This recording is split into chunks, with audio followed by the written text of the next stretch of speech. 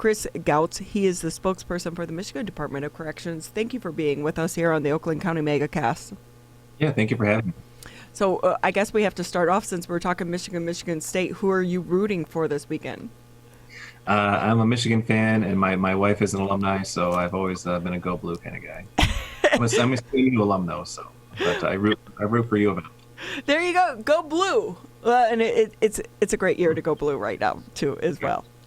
So, Chris, though, if we can just kind of shift gears, I will say you and so many people over there working for the state of Michigan, the Department of Corrections, you guys have a tough job right now.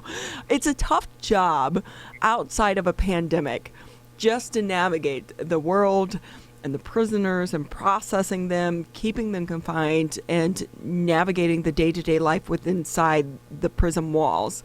But then you throw a pandemic in the middle of it with a virus that spreads due to close contact.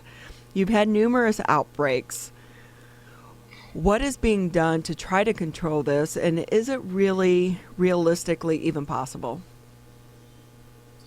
Yeah, you're right. This is an incredibly difficult job, and then you add a pandemic on top, it gets very difficult. The good thing is that we plan for everything so that we don't have to panic when a crisis arises. And our staff are incredibly dedicated and have done just an amazing job throughout this whole ordeal. When you're right, when we have had several outbreaks at certain facilities where it's taken out a lot of our staff that were either positive or became close contacts and had to go off work. And because of the line of work that we're in, we are a paramilitary organization, and our staff are very dedicated and very focused. And so when there is a problem, when there is a crisis, our staff run towards that rather than run away. And so we've had volunteers. We've been able to redeploy assets from other parts of the department to come in and fill those gaps and make sure that we maintain public safety. And we have done that throughout. But you're right, it's an incredibly difficult job, but thankfully, due to the dedication and the professionalism of our officers and our entire staff, we've been able to maintain throughout this. Well, and one of the things, obviously, the prisoners were already in a confined space. So obviously the virus is being brought in either by new inmates being processed or by staff coming in each and every day. Tell us about the protocol to not only bring new prisoners into the facility each and every day to make sure they're not bringing the virus in, but also when releasing prisoners back to the public. Could you be releasing people back out to the public that could already have the virus, and then they're going back into society? Sure. So a couple of things there. Right from almost from the very beginning, there was an executive order that stopped all incoming jail transfers into the department. Most other states around the country did the same thing for that very reason. We didn't want to start introducing it into our prisons. And so that shut down for several months early on during the pandemic. And then that order gave our director the ability for us to send our staff to all of the county jails around the state that wished to participate, that we would go and inspect them, learn their process, approve of it, make sure they had a testing regimen in place, and then they could start sending us prisoners. So that started to happen. We're starting to have more new prisoners come in. Again, they're tested before they come to us. We isolate them and also give them a rapid test before they're brought into the larger prison intake center. When they're paroled, we're doing weekly testing at almost all of our facilities. So anytime a prisoner is moved, transferred, has to go to court, has to go to the hospital, has to go to a doctor's appointment, they're being tested before they leave, making sure that they're negative. When they come back, again, they're being isolated until we can make sure that they didn't come in contact with anyone. So we're being very careful there. And then for our staff, from the very beginning of this pandemic, going back to March, our staff have had to undergo screenings when they come in, temperature checks, and if they feel sick, they need to stay home. If they do end up testing positive, or they're a close contact of either a staff or a prisoner positive, they have to go home and self-quarantine. We have some new protocols in place that are allowing some staff to come back a little bit sooner. But there's also a Department of Health and Human Services public emergency health order that mandates that we have to test all of our staff once a week at any prison where there is at least one prisoner or one staff member who's positive. And so right now we're doing upwards of about 30,000 tests every week in our department. We've done more than 200,000 tests total since the beginning of this pandemic. About 3% of the state's entire testing that's being done across the entire state has been at the Department of Corrections. So we're testing a lot and doing everything we can to keep the virus out. And then when it gets in, doing everything we can to mitigate that, cohort individuals, and stop the spread. Wow, that's a pretty amazing feat during all of this. And I know testing has been such a key to this entire process. And in the beginning, we know so much more now than we knew what in the beginning. What's so hard is you have people who are asymptomatic, who aren't showing any of the symptoms. So with that and with that knowledge, when it comes to the testing, how has it been for you and the Department of Corrections to be able to get those results and get them back in a timely manner? Because there has been a delay at so many of the labs. Yeah, that can be a concern. Sometimes, we get results back within a day and a half to 2 or 3 days. Some cases, depending on which labs we're using or what kind of, backlog they're experiencing at any given week, it can be, 5 or days or more. It really just depends. But, we've been thankful we've been able to use the state labs, as well as we immediately started working with some of the private labs and establishing those relationships and getting contracts in place, so that we had multiple avenues to go to, so that we never had a situation where we would go to a lab and they just couldn't take any more than we were giving them. Because again, we're doing so many, almost 30,000 every week. And so we have several private labs that we work with, as well as the state lab, to make sure that we're getting those results timely. Because as you know, and as you mentioned, living in a congregate setting, you don't have that time to wait. Even though we are isolating those who we are testing, to make sure that they're not spreading it around, and we're cohorting based on their COVID status. So if they're positive, they're being cohorted with positives, negatives, or with negatives. And then close contacts or PUIs are being cohorted separately, but also grouped together based on who their close contact was, so that they all stay separate. And so because of that, we've had to be creative. We've had to put bunks up in visiting rooms, in the gymnasiums, in some cases for short periods of time, to kind of get us through this, to find enough space. Because we do try to run very lean, but thankfully, because we're not having visiting right now, those are areas that are available to us to temporarily house people, so we can keep them separate and keep everyone safe.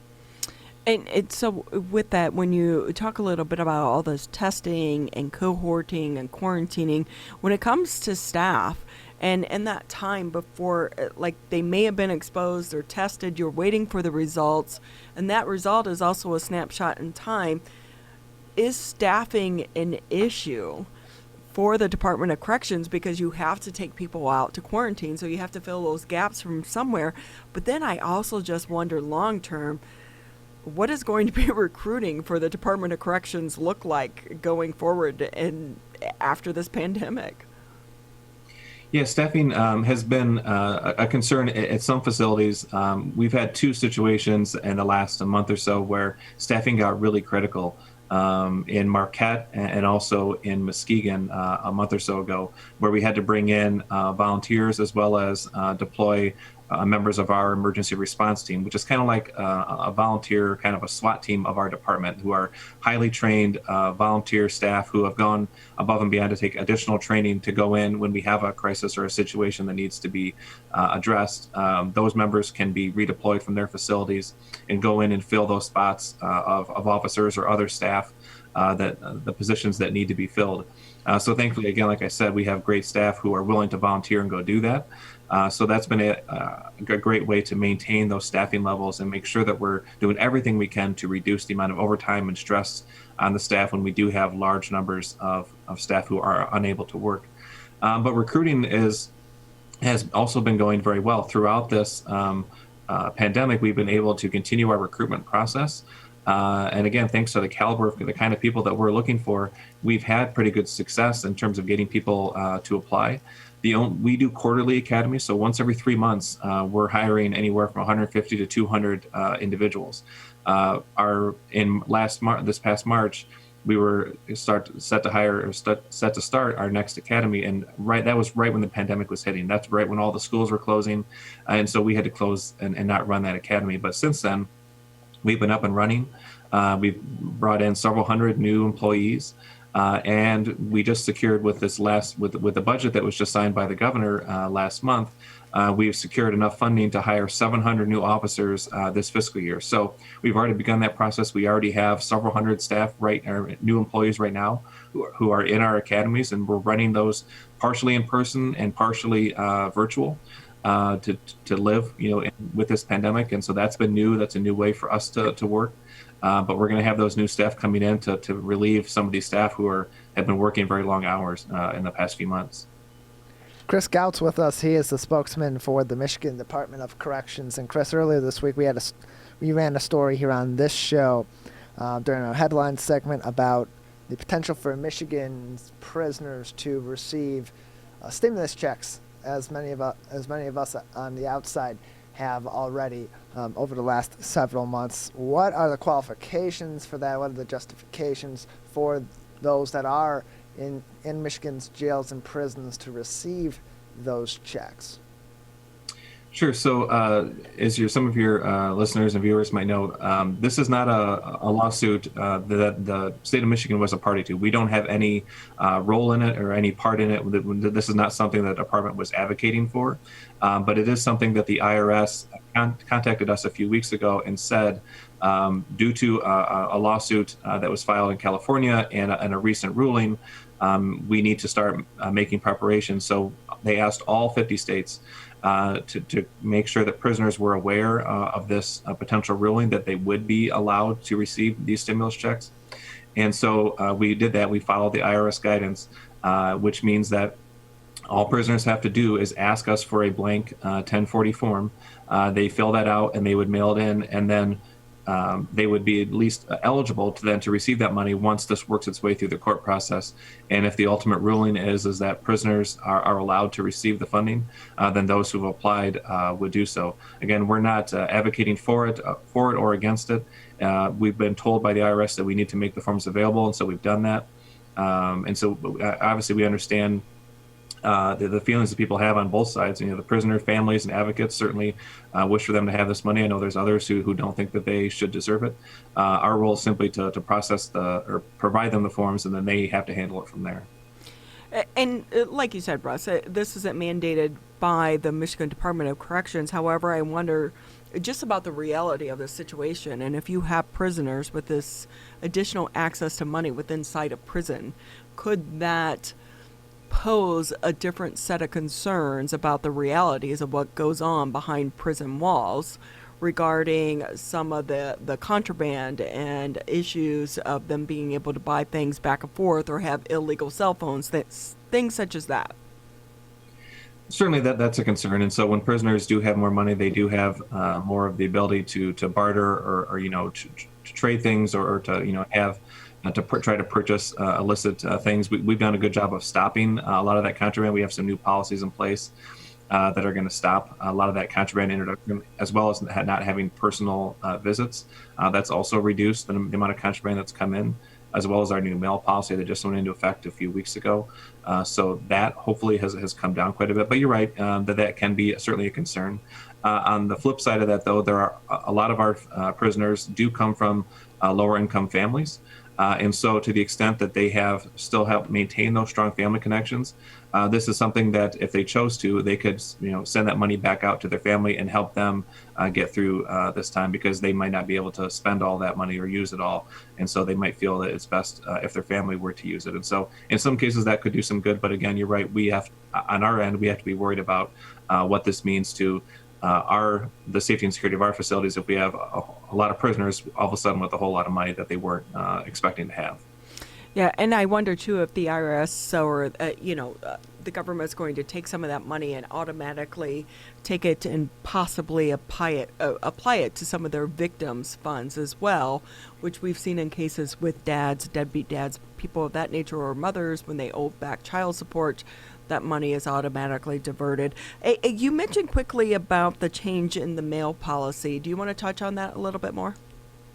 Sure. So this is a policy that we put into place, again, about 2 weeks ago now, and it's up and running. So what's going to happen from now on is that when someone mails a letter to a prisoner, mails maybe a greeting card or a birthday card, something like that, we're going to make a photocopy of everything that's mailed to them, as well as the envelope, and then provide them those photocopied papers for them to read rather than the actual materials themselves. And one of the biggest reasons why we had to go that route, unfortunately, is because since we've stopped in-person visiting back on March 13th, we've seen a steady rise in the amount of drugs and contraband that's come in through the mail, because that's their only avenue to get illicit materials into our prisoners. And so one of the biggest things that we've seen a spike in is in K2, or spice, as some people might know it better as. And what people are doing is that they are soaking paper in this K2 drug, and then it dries, and then they will write their letter on it. So it looks to an unknown eye as just a regular letter, but really it's coated in drugs. And then the prisoners would just tear off a piece of that and ingest it, and then feel the effects of that drug, or they would sell it to other prisoners and spread it around. And so, unfortunately, because of that, and for some of the real serious side effects that it can have on the prisoners, as well as putting our staff and other prisoners in danger, if you have all of a sudden prisoners who are, having a real serious reaction or a violent reaction because of the drugs that they've taken, we've had to take this step. And so it's gone very well. We've bought new copiers. We're obviously printing a lot of paper. But again, because of the criminal element that's out there that are trying to make money by sending these drugs into prisons where they can sell it for a lot. This is unfortunately a step that we've had to take, and another number of other states have also done this as well. We're just coming up to this and implementing it now. It's fascinating to me that they come up with these different ways, and K2, that was such a big topic a few years ago. I haven't heard anything about K2 or spice in a few years. So always great to have the other side and the other perspective. And with that, what's two things? What's going to happen with the original documents? Are they being destroyed and they're only getting the photocopies? And is there a time frame to try to introduce visitors back into the prisons? Sure. So for a period of about 7 days, they will keep the original materials, and then they'll be shredded and disposed of. If in the last few weeks, because of the policy change, and maybe people not realizing that it was happening, people were still sending in mail that had drugs or contraband in it. We are keeping those, and then those are forwarded to the state police for potential criminal prosecution. Just like we did before, and the prisoners would not get copies of those letters that had contraband in them. But if they're just a regular piece of mail, once it's copied and we ensure that the prisoner has received that copy and doesn't have any issues with the copy, make sure that they can read everything, then it is shredded, destroyed, recycled. And then you asked about in-person visiting. Again, we haven't had in-person visiting since March 13th. One of the things that we've done before we can get back to in-person visiting, because right now it's just not safe, as you well know, there's just been a large uptick across the state, in every corner of the state right now. And so it's just not safe for us to return to that at this point. We do have a committee that's looking at how we could do it safely when we get to that point, what it will look like. It's going to look a little bit different than it has in years past, and what people have normally been used to when it comes to visiting prisoners. But in lieu of that, right now, what we've begun to offer is video visitation. And so people can get on, basically what we're doing right now, get on what's the equivalent of a Zoom call, and they can have conversations with their loved ones in prison. We have a pilot running right now. I think we're up and running at 4 facilities as of today. We're going to have 2 or 3 more that are going to come online in the next few weeks. And then once we kind of work out all the kinks, we kind of learn the lessons of it, we want to get this rolling statewide, hopefully very shortly. And I want people to understand that this is not going to replace forever in-person visits. We will return to in-person visits. Just right now, it's not safe, but we are going to have video visitation at all of our facilities. And even when we get back to in-person visiting, we're going to keep the video visitation piece as an option, because we know that there are still some people, if you live in Detroit and your loved one is in prison in Marquette or in Baraga, or even, somewhere on the west side of the state, that can be a very difficult expense. Maybe you don't have transportation. Maybe because it's so far away, you'd have to stay overnight and get a hotel. You can at least, have that video visit, maybe on the holidays, things like that you really want to be able to see your loved one rather than just a phone call. So that's always going to be available, as well as hopefully eventually a return back to in-person visiting, because we do understand the importance of those connections, maintaining those family connections.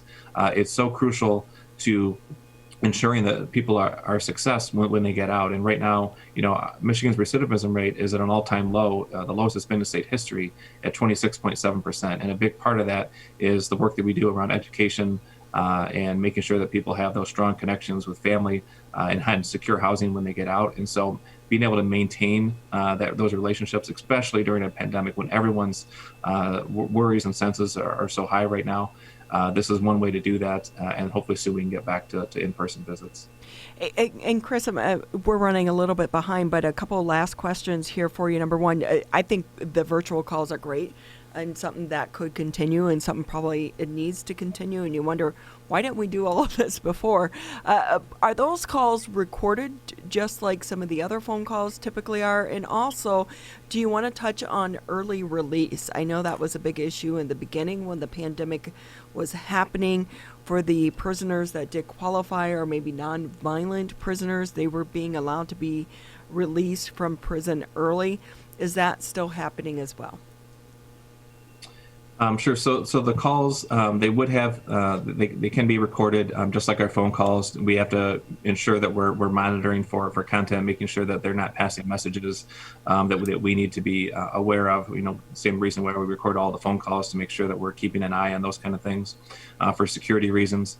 But yeah, in terms of there's no such thing as an early release in Michigan. I know it's kind of shorthand, but we get a little touchy about that phrase because in Michigan there is truth in sentencing, which means you have to serve 100% of your minimum sentence before you can be eligible for release. And so everyone that's been released during the pandemic has served their minimum sentence, so they were eligible for release. They weren't given an early out. And even those, we didn't release anyone because of COVID-19. We did look at all those who were pro-eligible early on. We started with the most elderly, those with chronic health conditions, and looked again and took a fresh look at their case file, and then did an interview with them. And if the board members felt confident that they would not be a risk to society, they would be released. So far, the last time I checked the numbers was a few weeks ago. We'd released, I think, somewhere between 4,000 and 5,000 prisoners since March. But by the time we get to the end of this year, we're probably going to end up averaging roughly about the same number of releases that we do in a normal year. We just accelerated it earlier on. But again, these were all people who were eligible already to be released. But because of our processes and the timelines that we typically have in place, they were those who would have probably been in prison a little bit longer just to get through maybe for a variety of reasons. But with our timeframes, we looked at them. We felt confident that they would be a risk. And the last time I looked, out of those roughly 4,000 to 5,000 that have been released, less than 10 have come back to prison. So the recidivism rate on those individuals has been incredibly low, which means what the board was doing was working, and they were only letting those out who were safe to do so.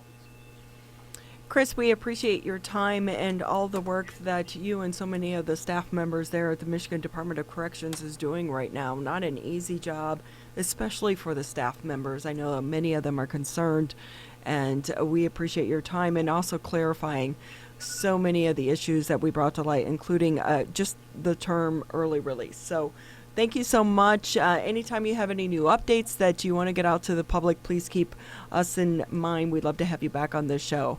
Chris Gautz with us here on, he is the spokesperson for the Michigan Department of Corrections.